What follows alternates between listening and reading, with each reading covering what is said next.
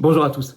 Grande victoire sur la prochaine réintégration des personnels suspendus, la fin de l'obligation vaccinale Covid, bien sûr, avec cet avis assez historique de la Haute Autorité de Santé, le gouvernement qui suit. Je vais y revenir dans le détail, mais attention, on va voir que d'abord il y a des choses à préciser sur cette décision en elle-même, et deuxièmement, on n'a pas fini du bazar vaccinal, cette opacité des vrais problèmes, et notamment vous avez eu des commissions d'enquête et des auditions très importantes au niveau français et au niveau de l'Union européenne cette semaine, et il faut que je vous en parle sur ce sujet-là. C'est extrêmement lié, bien évidemment. Dans tous les cas, je salue tous les suspendus qui ont tenu, qui tiennent, parfois depuis des mois, plus d'1 an et demi, et puis tous les résistants, sans qui ce sujet aurait été mis aux oubliettes. Je le dis clairement comme je le pense, et bravo notamment aux patriotes qui n'ont jamais lâché l'affaire dès la première heure du premier jour. On se retrouve d'ailleurs en direct ce vendredi, la 31 mars à 19h sur cette chaîne. C'est notre direct, je prends vos questions en direct, préparez-les, pensez-y, et puis on va regarder ensemble l'actualité nationale, mondiale, la plus intéressante, la plus brûlante. On va la décrypter, on va préparer les actions. Ça va être intéressant, important. Ramenez du monde, je vous attends sur ce direct à 19h, ça va être un vrai plaisir. Je suis jeudi prochain, vous savez, 6 avril, je suis à Tours, vous écrivez à référent 37, il y a peut-être encore quelques places, tout collé sans accent, @les-patriotes.fr pour information et réservation. Là, je suis à Bordeaux, on avait hier soir un magnifique dîner patriote, c'était plein à craquer, il y avait une super ambiance, bravo à Olivier, le référent, et à toute son équipe pour l'organisation. Eh bien, écoutez, abonnez-vous à cette chaîne. Si vous tournez dessous, vous cliquez. En attendant, hop, vous cliquez sur s'abonner, c'est fait, c'est gratuit, c'est instantané. Vous avez vu, on avance. Quand on sera à 500 000 abonnés, et ça va venir très vite, on fera un événement très spécial dans un... Bon, je vous en dis pas plus, vous allez voir. Et puis, plus vous êtes abonnés, plus les vidéos sont recommandées par YouTube, plus elles circulent. Et ça, c'est très, très, très important. Grand merci aux nouveaux abonnés à la chaîne et bienvenue à ceux qui vont s'abonner dans les minutes qui viennent. Je vous attends aux patriotes. Je vais mettre dans la lumière. Regardez, hop, les conditions sont pas faciles. Dans la lumière, les patriotes, carte d'adhérent, elle est là. Voilà. Vous pouvez adhérer ou réadhérer, vous faire un don de soutien aux patriotes. Dans tous les cas, tout ça est défiscalisé aux 2/3 pour vous. Et c'est d'une utilité extraordinaire pour le mouvement et pour la cause, parce que nous n'avons pas reçu un seul centime d'aide publique jusqu'ici. Non, rien. Rien du tout. On fait, je peux vous dire qu'on fait énormément. Ça coûte une fortune avec l'inflation encore plus. Mais enfin, c'est comme ça. On doit faire pour la résistance. Concrètement, faire. Affiches, tracts, manifs, des coups, des opérations. Enfin, c'est extraordinaire et c'est magnifique grâce à tant de militants et de bénévoles. Et puis, évidemment, les dons supérieurs à 500 €, on a ajouté un avantage spécifique pour vous, c'est expliqué sur le site des Patriotes. Et adhérer, c'est se mettre en relation, être mis en relation avec des gens qui pensent comme vous près de chez vous. Ça fait du bien. Ça fait vraiment du bien. On est présent en métropole, outre-mer ou à l'étranger. Et se battre pour des belles valeurs. La liberté, la vérité.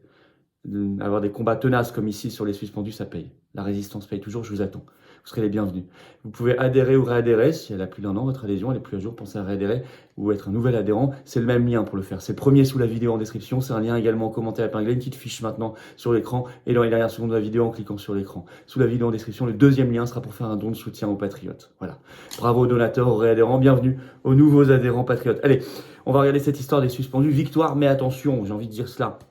Victoire mais vigilance sur ce sujet et sur tant d'autres. Alors qu'est-ce qui s'est passé là? Ce 30 mars, la Haute Autorité de Santé, la HAS, après un premier avis, dans le même sens il y a un mois, a donné son avis définitif cette fois-ci.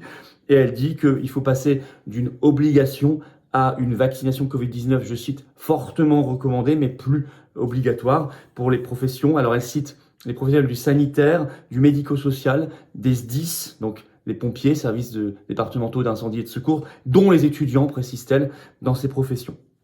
On va déjà regarder une première question là-dessus. Alors, il faut noter, c'est quand même intéressant, parce que nous, ça fait des mois qu'on utilise l'argument, qui est de bon sens, que la HAS écrit maintenant pour la première fois, je cite, que ces obligations ont été supprimées ou suspendues dans les autres pays à travers le monde. Bah alors, je pensais que ça n'était pas un argument. On était les derniers au monde, on nous disait, oui, mais bon, c'est comme ça, on a raison. Bon, là, la HAS elle-même cite l'ensemble des pays où ça a été supprimé ou suspendu, évidemment. Par ailleurs, ça a été moins noté, elle a recommandé aussi de lever l'obligation vaccinale pour le vaccin DTP, donc diphtérie, tétanos, poliomyélite, pour les professionnels concernés. Alors, ce qui est intéressant, c'est que vous avez eu, dans les minutes qui ont suivi, une réaction immédiate auprès de l'agence France-Presse, donc ce 30 mars, du ministre de la Santé François Braun. Il a indiqué, je cite, qu'il suivra l'avis de la HAS, donc fin d'obligation et réintégration des suspendus, et que, en ce sens, je cite, un décret sera pris. Et puis, vous avez eu un communiqué ce 30 mars sur son site internet de la FHF, Fédération Hospitalière de France, qui, je cite, prend acte de l'avis de la HAS et de la décision du gouvernement de suivre cet avis et annonce, je cite, qu'elle va préparer la réintégration des soignants non vaccinés dans l'hôpital public, ce qui est sa sphère d'influence. Alors maintenant, première question, quid du délai de mise en œuvre? Un décret sera pris, annonce Braun, mais bon, quand? Voilà. 2, quels professionnels concernés? On nous parle ici du sanitaire, médico-social, des SDIS et des étudiants. Oui, mais il y a aussi les administratifs, il y a aussi toutes les professions qui gravitent autour, il y a les gendarmes, il y a les militaires. Pas forcément d'ailleurs tous suspendus, mais soumis à l'obligation vaccinale. Et on sait que ça dissuade, y compris des vocations. Bon, ça, c'est pas très clair pour l'instant. Donc il faut continuer de faire pression, évidemment. Troisième question, quid de la reprise effective du travail dans les services? Comment ça va se passer? Quelles seront les conditions de réintégration? C'est intéressant, c'est important, très important. Ce n'est pas des risques de pression à la démission ou quoi que ce soit. Il faut que ce soit cadré. 4, quid de l'indemnisation? Et ça, on y tient depuis le premier jour. Il faut que les suspendus soient intégralement indemnisés, évidemment, pour tout ce qu'ils ont perdu. Et ils ont perdu beaucoup. Et 5, quid des excuses officielles de l'État qui leur sont dues? Et ça, nous le pensons aussi. Je pense que ça ne viendra pas immédiatement parce que le premier choc pour l'État et le gouvernement, c'est d'assumer cette réintégration qu'ils ont combattue si férocement pendant si longtemps. Mais il faudra arriver le plus vite possible aussi à ces excuses officielles de l'État. Donc, il y a une pression forte à maintenir et à poursuivre. Mais en plus, tout ce bazar vaccinal Covid n'est pas réglé. Ils tentent de se protéger tous, de se protéger les uns les autres. Et je vais vous l'expliquer. Article très important et intéressant du site spécialisé Euractiv ce 30 mars, qui explique qu'il y a eu des auditions cette semaine. Et notamment le patron de Pfizer France, auditionné au Sénat ce 29 mars. Et oui, je ne sais pas si vous étiez au courant, il s'appelle Reda Guya. Il a été auditionné par la commission d'enquête du Sénat sur les pénuries de médicaments. Et ils en ont profité pour l'interroger sur les conditions de contrat de vaccination Covid passés avec la Commission européenne, les SMS d'Ursula von der Leyen, etc. Alors, il a été interrogé sur ce scandale qui secoue la Commission européenne, comme écrit Euractiv, et la négociation des contrats de vaccination Covid. Et il a répondu ceci, le patron de Pfizer France, je cite, « Cette partie relève vraiment du secret des affaires. C'est la règle que nous avons mise en place. » Et Euractiv précise, je cite, « Monsieur Guya n'en dira pas plus aux sénateurs. » Et même la sénatrice qui l'interrogeait là-dessus, Mme Cohen, a tenu, je cite Euractiv, à féliciter le laboratoire dont le vaccin a permis de sauver de nombreuses personnes. 3 petits points sans commentaire. Ça, c'est quand même pas ce qu'on appelle une commission d'enquête tonique, énergique, qui va au fond des choses, qui oblige à la vérité. C'est quand même de la plaventrisme, hein, jusqu'à les féliciter Pfizer.